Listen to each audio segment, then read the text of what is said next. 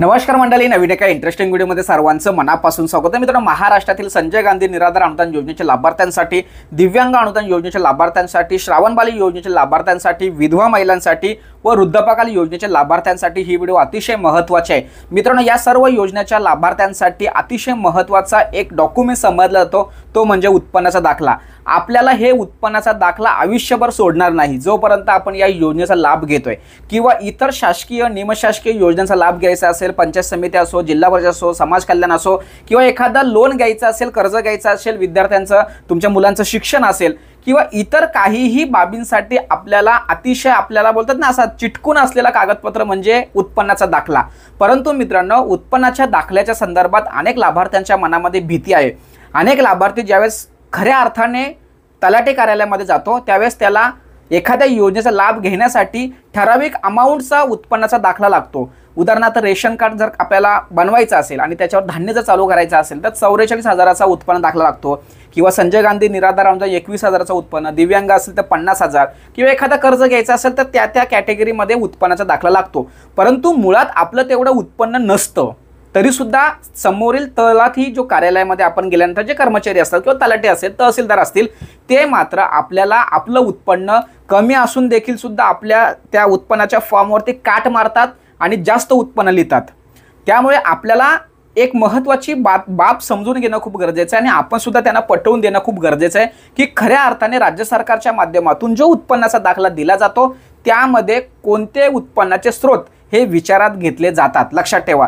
आपण पण ठामपणे बोललं पाहिजे का बाबा, माझं उत्पन्न काहीच नाही, फक्त या योजनेचे पैसे मला येतात, मग माझं उत्पन्न कसं वाढणार? किंवा मी कोणताही व्यवसाय करत नाही, मी कामाला नाही आहे, माझं फक्त पेन्शन वगैरे येते, मग माझं उत्पन्न का वाढणार? हे बोलतं झालं पाहिजे. पण त्याच्यासाठी आपल्याला काहीतरी एक कायद्याचा आधार सुद्धा माहीत पाहिजे. इतर सोर्स कोणते जे उत्पन्नाच्या कॅटेगरीमध्ये मोजले जातात, या सगळ्या गोष्टी तुम्हाला माहीत असणं खूप गरजेचं आहे. मी एका व्हॉट्सअप ग्रुपमध्ये आहे आणि त्या व्हॉट्सअप ग्रुपमध्ये एक प्रश्न विचारला होता की सर, संजय गांधी निराधार अनुदान योजना असेल, लाडकी बहीण योजना असेल, किंवा दिव्यांग अनुदान योजना असतील, किंवा इतर सामाजिक सर्व योजना असतील, त्या योजनेचे उत्पन्न विचारात धरून आपलं उत्पन्न हे कॅल्क्युलेट होतं का? म्हणजे आपल्याला जे पेन्शन येतं, अनुदान येतं, ते उत्पन्नामध्ये मोजलं जातं का?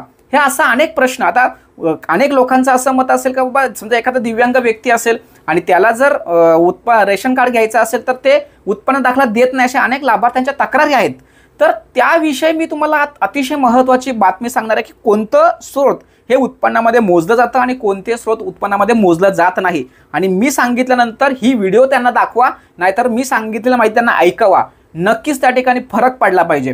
तर आपण आत्ता काय बघणार, या ठिकाणी कोणकोणत्या गोष्टी अशा आहेत की त्या उत्पन्नाच्या स्रोतमध्ये मोजल्या जातात, आणि मग नंतर शेवटी मी तुम्हाला योजनेच्या संदर्भात सुद्धा माहिती देणार आहे. योजनेचे पैसे उत्पन्नाच्या स्रोतामध्ये मोजले जातात का, किंवा योजनेचे जे पैसे येतात त्याचं एकत्रित उत्पन्न मोजलं जातं का, हे मी तुम्हाला शेवटी सांगणार आहे. पण आपल्याला हे माहीत पाहिजे की कोणकोणत्या गोष्टी उत्पन्नामध्ये मोजल्या जातात. तर मी काही पॉईंट काढलेले आहेत. त्यामध्ये अतिशय महत्त्वाचा पॉईंट म्हणजे तुमचं पगार किंवा वेतन. तुम्ही शासकीय, निमशासकीय, टेम्पररी कुठेही कामाला जर जात असाल आणि तुम्हाला मासिक रक्कम जर मिळत असेल तर त्या ठिकाणी सुद्धा तुमचं हे उत्पन्न मोजलं जातं, पगार किंवा वेतन. त्याचबरोबर तुम्ही एखादा व्यवसाय करत असाल, त्या व्यवसायातून उत्पन्न जर मिळत असेल, पैसे मिळत असेल, तरी सुद्धा ते तुमचं उत्पन्न ग्राह्य धरलं जातं. त्यामध्ये किराणा दुकान असेल, किंवा एखादा कंपनी तुम्ही काढली असेल, किंवा टॅक्सी, वाहन, कारखाना, वर्कशॉप, जे काय असेल ते, जे एखादं दुकान जर टाकलं असेल तरी सुद्धा तुम्हाला ते उत्पन्नाच्या स्रोतामध्ये मोजलं जातं. ती जी अमाऊंट येते ती कॅल्क्युलेट करून उत्पन्न ग्राह्य धरलं जातं. त्याचबरोबर कृषीतून उत्पन्न, समजा एखादं तुम्ही शेतीमध्ये एखादं पीक घेता आणि ते पीक तुम्ही विकता, तर त्या विक्रीतून तो जो नफा मिळतो तो सुद्धा उत्पन्नाचा स्रोत पकडला जातो. मग ते दुधापासून असो किंवा एखादी भाजीपाल्याचा किंवा फळांचं काय असेल ते तुम्ही जे विकणार तिथून जो पैसा येतो तो सुद्धा उत्पन्नाचा स्रोत म्हणून पकडला जातो. त्यानंतर तुमचं भाडे, समजा तुमचं घर असेल, गाळा असेल, किंवा तुमचं जमीन असेल, शेती असेल, हे आपण भाड्याने देतो. तर भाड्याने देत असताना सुद्धा आपल्याला तिथून पैसे मिळतात, म्हणून ते सुद्धा उत्पन्नाचा स्रोत म्हणून समजला जातो. लक्षात ठेवा.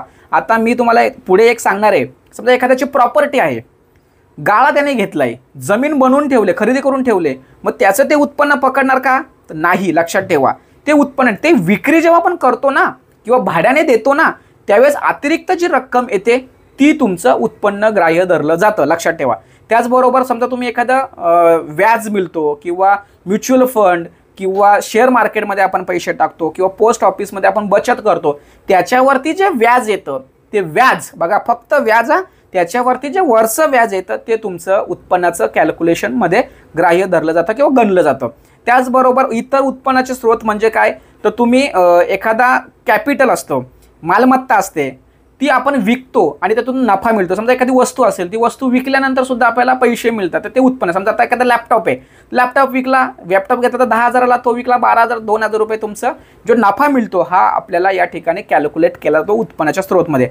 अशा पद्धतीने तुम्हाला या सगळ्या गोष्टी या उत्पन्नाच्या स्रोतमध्ये मोजल्या जातात. आता अतिशय महत्त्वाचा मुद्दा म्हणजे तुमची योजना. योजनेतून जे पैसे मिळतात ते उत्पन्नामध्ये गणले जात नाही, लक्षात ठेवा.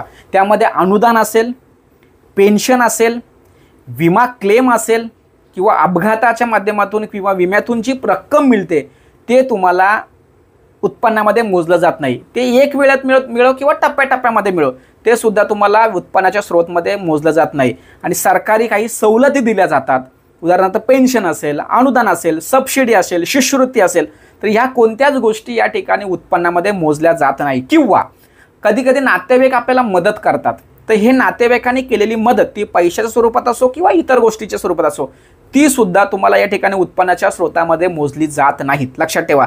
आत्ता तुम्हाला कळलं असेल की कोणत्या गोष्टी उत्पन्नामध्ये मोजल्या जातात आणि कोणत्या गोष्टी उत्पन्नामध्ये मोजल्या जात नाहीत. लक्षात. काही लोक असं जमतात की बाबा एखादी मालमत्ता किंवा आपण सोनं खरेदी करतो, हे सोनं तुमच्याकडे असणं म्हणजे तुमचे उत्पन्न आहे का? नाही.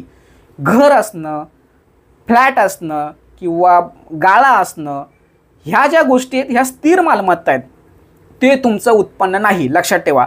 अशा पद्धतीने मला पोहोचायचं होतं कुठे, तर माझ्या संजय गांधी निराधार अनुदान योजनेच्या लाभार्थ्यांना, जे श्रावणबाल असो, दिव्यांग असो, विधवा महिला असो किंवा इतर योजना किंवा लाडकी बहीण जे काय असेल ते म्हणजे कोणत्याही सरकारी योजना, त्या योजनेतून जे पैसे मिळतात ते महिन्याला असो किंवा वर्षाला असो किंवा 6 महिन्याला असो किंवा कधी कधी अनुदान मिळतं 6 महिन्याला, वर्षातून एकदा नुकसान भरपाई मिळते, तर ह्या ज्या गोष्टी आहेत ह्या उत्पन्नामध्ये मोजल्या जात नाही. त्यामुळे तुम्ही ज्यावेळेस तलाठ्याकडे जाता उत्पन्न दाखला आणि त्यावेळेस तो काट मारत असेल तर त्याला सांगायचं का सर उत्पन्नामध्ये कोणकोणत्या गोष्टी मोजल्या जातात आणि माझं कोणतं उत्पन्न तुम्हाला दिसलं की तुम्ही तिथं काट मारताना जास्त उत्पन्न लिहिताय, हे चुकीचं आहे. त्यांना ठणकावून सांगायचं. नसेल तर माझी व्हिडिओ द्या त्यांना ऐकायला, म्हणा ऐका काय आहे ते. कारण काहीही लोक करतात आणि आपल्याला नाहक त्रास होतो. अनेक लोक, अनेक लाभार्थी, खऱ्या अर्थाने जे लाभार्थी आहेत, गरजू आहेत, त्यांना उत्पन्नाचा जर दाखला मिळाला तर त्यांचं खूप चांगल्या पद्धतीने त्यांचं मुलांचं शिक्षण होऊ शकतं, त्यांना विविध योजनांचा लाभ मिळू शकतो. मात्र या तलाठ्यांच्या चुकीच्या वागणुकीमुळे, पद्धतीमुळे मात्र माझा निराधार बांधव मात्र काही योजनांपासून वंचित झालेला आहे. तर हे कुठेतरी थांबलं पाहिजे. अशा पद्धतीने लाभार्थ्याच्या मनामध्ये एक नेहमी प्रश्न विचारला जातो की बाबा उत्पन्न देत नाही आम्हाला, आमचं उत्पन्न कमी आहे तरीसुद्धा उत्पन्न वाढून दिलं आहे किंवा आम्हाला उत्पन्नाचा दाखलाच देत नाही. अशा सगळ्या अडचणी आहेत. तर ह्या सगळ्या गोष्टी कोणत्या गोष्टी उत्पन्नात आहेत, कोणत्या गोष्टी नाही, हे सगळ्या गोष्टी तुम्हाला समजावून सांगायचं आहे. निराधार बांधवांसाठी, योजनेच्या लाभार्थ्यांसाठी ही व्हिडिओ अतिशय महत्त्वाची आहे. ही महत्त्वाची माहिती इतरांना नक्की शेअर करा. तुम्हाला उपयुक्त वाटत असेल तर नक्की व्हिडिओला लाईक करा. या योजनेविषयी किंवा मी सांगितलेल्या माहितीविषयी काहीही अडचण असेल तर कमेंट्स करा, त्यावरती उत्तर दिलं जातील. व्हॉट्सअप ग्रुपला जॉईन व्हायचं असेल तर कमेंट बॉक्समध्ये व्हॉट्सअप ग्रुपची लिंक दिलेली आहे, त्यावरती जॉईन व्हा. महत्त्वाचे अपडेट त्या ठिकाणी आपण देतोय. भेटूया पुढील व्हिडिओसह. तोपर्यंत धन्यवाद. जय हिंद, जय महाराष्ट्र.